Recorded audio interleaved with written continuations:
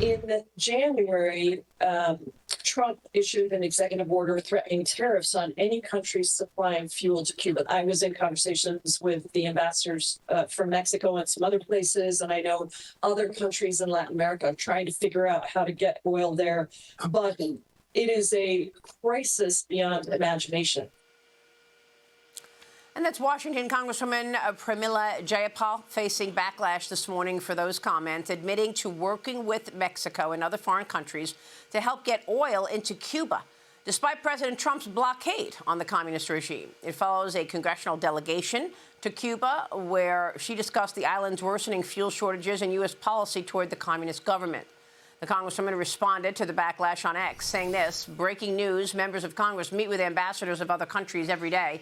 That's literally our right and our responsibility. Joining me now is Florida Senator Ashley Moody. Senator, it's good to see you. Thanks very much for being here. And let's get right to this. You were the Attorney General for Florida before going into the Senate. Are these statements a violation of law? Well, you know, treason is outlined right there in our Constitution. You can't give aid or comfort to enemies. It's also a statute. Now, I don't know that it hasn't been used very often in our nation's history, but and there may be other federal statutes that apply here, but this is astounding. And by the way, she and Ilhan Omar last year went to Cuba. They just went again. This hasn't been something that members of Congress do repeatedly. This new progressive caucus, which are basically communists, look at what they're espousing around the nation, what they're trying to do by cracking down on businesses, government-run businesses, pushing people out of these areas, making people rely on government. That's Communism 101. They're traveling around the world, meeting with cartel members, going to communist nations. It is unbelievable what has become of this Democratic Party. And all of the Democrats that have given these people cover should be ashamed. This ain't your daddy's Democrat Party anymore. This is people who believe in a different form of government. They work against and do not believe in the United States of America. And you have got to have strong senators and House members pushing back on this type of activity. I think ethics complaints will be coming. The fact that she went and met with a communist nation and tried to work against the policy of the United States, at the very least, not to mention an investigation possibly criminally. And Secretary Rubio talked about the issues in Cuba and why the blockade was in there in the first place this week. Watch this. The problem with Cuba is worse, okay? Their economic model doesn't work. And the people who are in charge can't fix it. And the reason that I can't fix it is not just because they're communists, that's bad enough, but they're incompetent communists. The only thing worse than a communist is an incompetent one. 90 miles from our shores, a failed state that also happens to be friendly territory for some of our adversaries. So it's an unacceptable status quo, and we'll be addressing it, but not today. So we'll be watching any ramifications for the Congresswoman. But let me get your take on Senate Republicans, according to reports, divided over whether to pursue a third budget reconciliation bill before the midterm elections. I know some lawmakers are pushing for that third package to fund defense spending or potentially extend tax cuts. Where do you stand on that? Yeah, I mean, a lot of us are enthusiastic about getting work done for the American people, and talk about a Democratic Party that has been working against not only moving things forward that would actually work for our citizens and not for communist nations or non-citizens, would actually work for the American people. They have been obstructing us all year on nominations, on policy. We are not moving things done. We were in our third shutdown. And so there are many of us that feel like we need to move things forward and deliver on behalf of the American people. It will just determine the time. This year will determine that, what we're able to get done. But I can tell you, since being in the Senate, there are many. I've been here a year now. We are working tirelessly to get things through and help deliver on the very aggressive agenda of this president to make sure our government is working for the people again, and we're being good stewards of this nation, not only in security, but in the money that hardworking taxpayers hand over for us to guard and use to facilitate the work of the United States of America. Well, when you say, it might get in the way of working for the American people, I mean, why would another reconciliation plan get in the way? Wouldn't that further your efforts?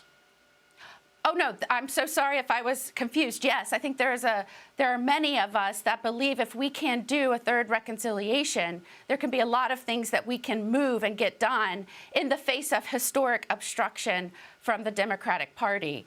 And so we're having those discussions now. No decisions have been made, but determining whether or not time will allow for that and whether or not there's the will of the majority of our caucus, those discussions are happening right now.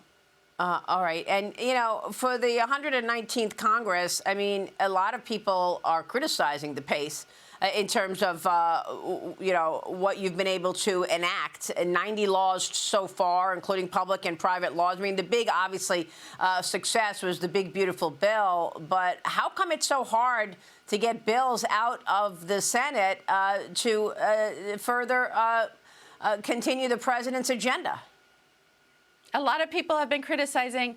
I have been criticizing. As a new member of the Senate, I just got here last year, appointed by Governor DeSantis, endorsed by this president. Look, the American people are demanding a renovation of their house. It's the people's house that we work in. We go to work on their behalf. We need to look at our rules and revise rules to make sure we're getting things done.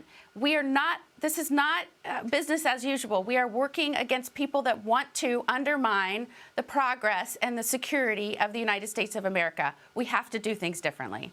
Okay, because, you know, analysts have described the 119th Congress as potentially the least productive in modern history. You know that. And you just said you were one of the people criticizing. But let me get your take on Florida, because the governor, Ron DeSantis, signed a new congressional map into law, as you know, potentially giving Republicans up to 4 additional House seats.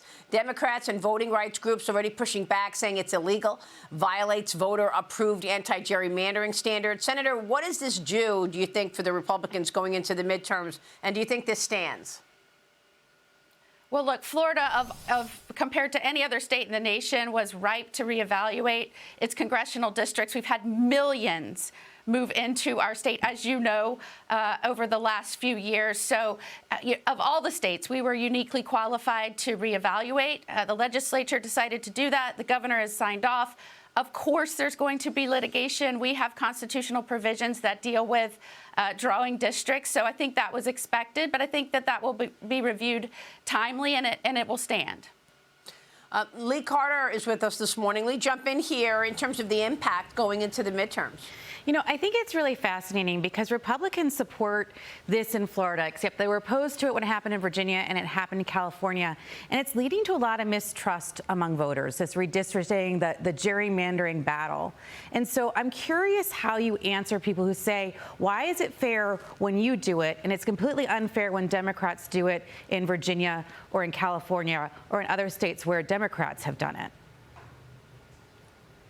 Well, look, again, I'll go back to, of any state, Florida has dealt with a surge of population. I'm so proud to have worked with Governor DeSantis and passed policies that attracted people here and are still attracting people to Florida. We're strong on law enforcement. We get government out of the way. We respect rights. People want to be a part of that, and they're moving here. Unlike other states that have seen barely any change or maybe a loss in population, and they're going back and reevaluating. Florida has completed that evaluation and passed maps to reflect its increase in population and distribution around the state to comply with our own Constitution. Yeah, you're right. Good job, Senator. Everyone's moving to Florida, and the trend continues. And what a difference when you look at states like California and New York when it comes to policy. Great to see you this morning, Senator. Thank you. Great to be with you. All right, Ashley Moody joining us. Stay with us. We'll be right back.